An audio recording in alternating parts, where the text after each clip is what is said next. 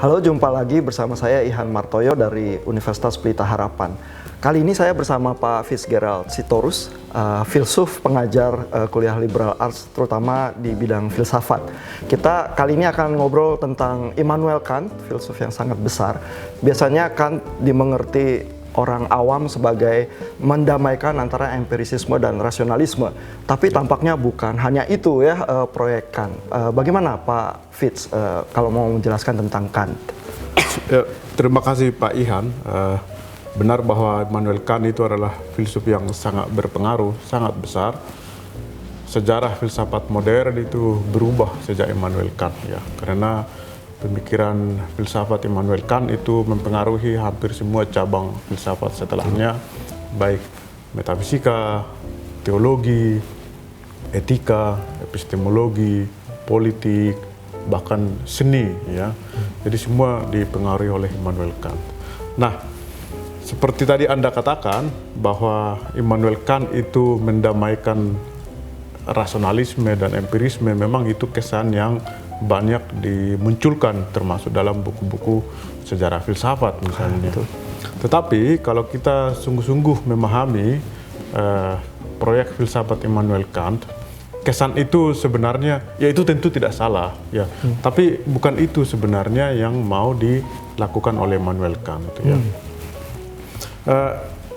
Kita bertolak dari buku Immanuel Kant itu Kritik der reinen Vernunft gitu ya, atau Kritik Akal Budi Murni. Itu menjadi magnum opus atau buku Immanuel Kant yang paling penting, yang mendasari seluruh filsafat dia setelahnya ya. Jadi seluruh pemikiran dia mengenai teologi, mengenai estetika, mengenai politik, mengenai apapun itu, di fondasinya adalah buku Kritik Akal Budi Murni itu sendiri.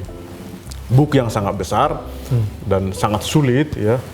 Moses Mendelssohn mengatakan buku itu menghancurkan saraf-saraf gitu ya, karena sangat sulit dipahami.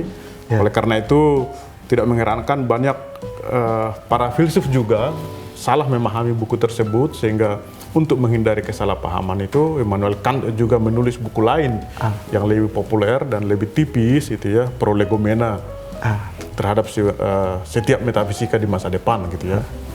Nah, apa sebenarnya proyek Immanuel Kant itu ya? Immanuel Kant itu, nah ini juga kita bertemu dengan banyak atau beberapa kesan terhadap Immanuel Kant. Immanuel Kant itu sering diberikan kesan bahwa dia adalah seorang epistemolog gitu ya. Filsuf yang epistemologi adalah mengenai teori pengetahuan, bagaimana pengetahuan itu terjadi. Karena dia seakan-akan mau menjelaskan bagaimana pengetahuan terjadi. Nah, itu sebenarnya juga kesan yang kurang tepat ya. Pertama-tama dan terutama Immanuel Kant adalah seorang metafisikus, ahli metafisika. Itu sebenarnya proyek utama Immanuel Kant. Nah, buat orang awam Pak, sebelum kita lanjut, metafisika itu apa ya Pak ya? Nah, metafisika dari kata Yunani meta dan fisik, atau fisika itu meta itu melampaui ya, fisika ya yang empiris ya. Metafisika secara sederhana bisa didefinisikan sebagai ilmu atau cabang filsafat yang berusaha mengetahui hal-hal yang melampaui yang indrawi ya. Itu metafisika.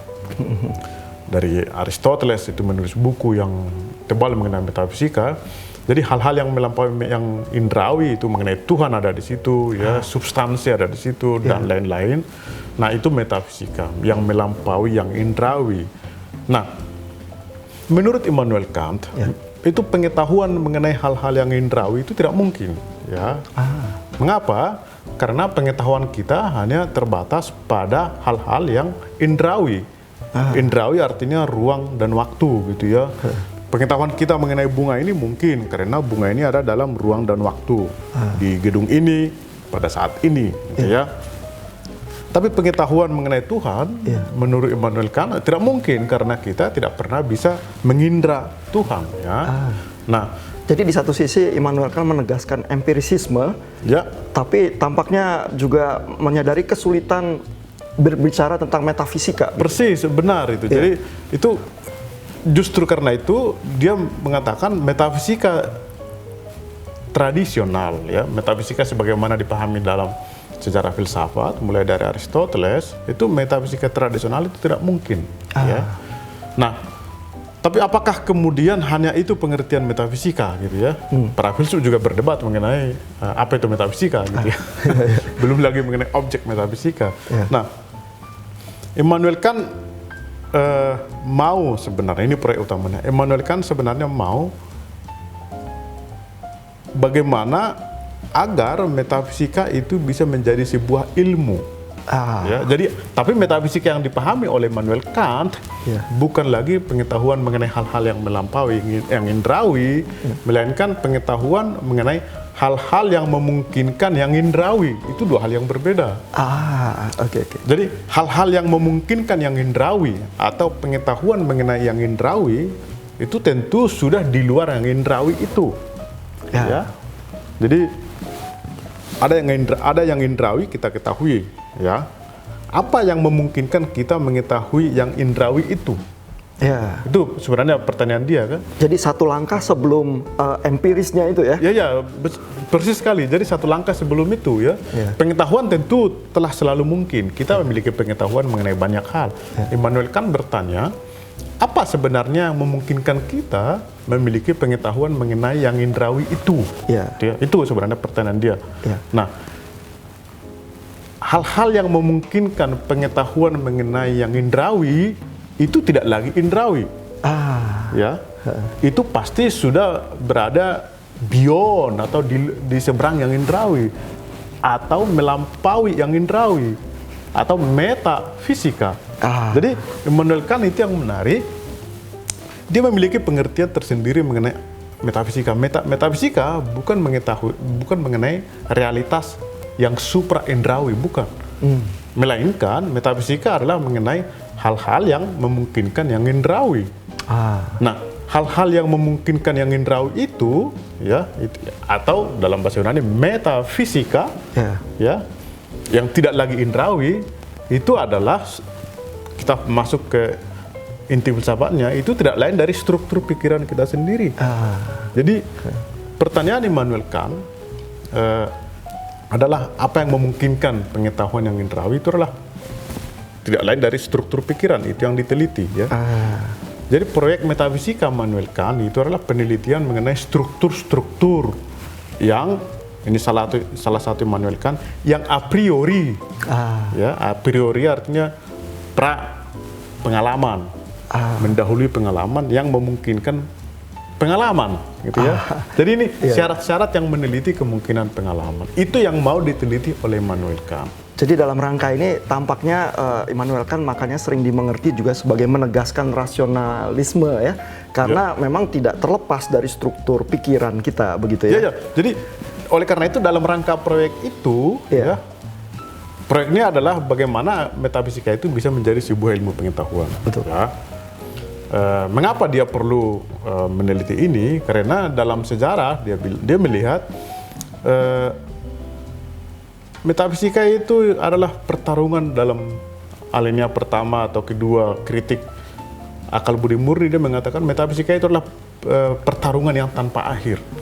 Semua filsuf besar itu memiliki konsep metafisika mereka sendiri dan saling mengkritik, gitu ya.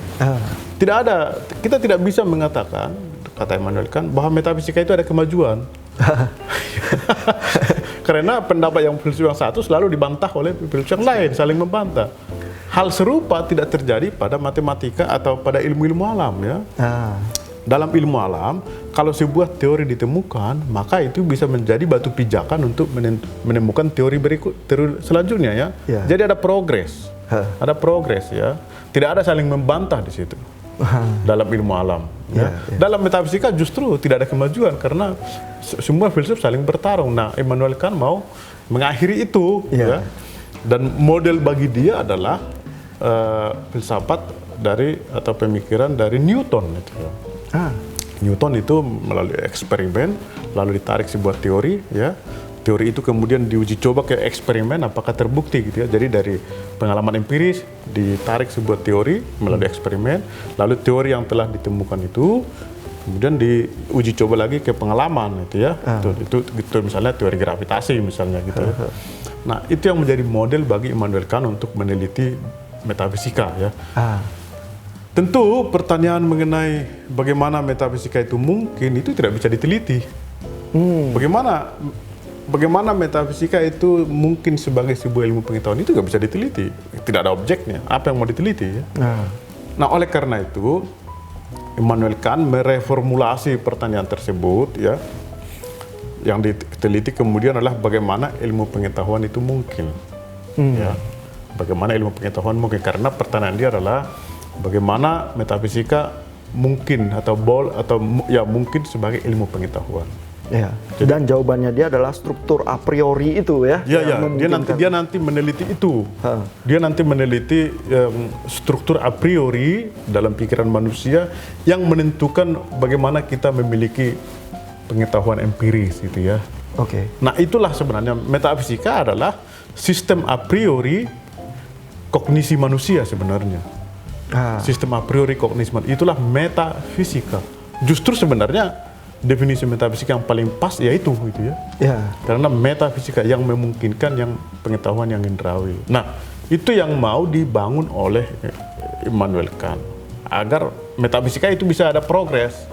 Sebagaimana ilmu-ilmu alam itu ya, sehingga tidak lagi saling membantah gitu ya. Nah, itu sebenarnya proyek dia mau membuat pengetahuan sebagai ilmu. Nah, dalam rangka proyek itu memang empirisme ada di situ, karena dia mengatakan kita hanya bisa memiliki pengetahuan mengenai objek-objek empiris, ya. Tapi juga ada rasionalisme di situ, karena pengetahuan kita mengenai yang empiris itu hanya dimungkinkan karena telah selalu ada dalam rasio kita, dalam pikiran kita, struktur-struktur a priori yang bekerja secara otomatis memproses seluruh data-data indrawi yang telah kita cerap melalui indera kita diproses dalam pikiran. Jadi empirisme dan rasionalisme juga tersintesakan dalam sistem dia gitu ya. Tapi bukan itu proyek utamanya. Dia Immanuel Kant tidak mengatakan saya mau mendamaikan empirisme dan rasionalisme, tidak gitu. Itu hanya produk samping saja ya. Benar, itu hanya produk samping saja dari Immanuel Kant gitu ya. Terima kasih, ini pembicaraan yang menarik sekali. Kita akan lanjutkan di segmen yang berikutnya.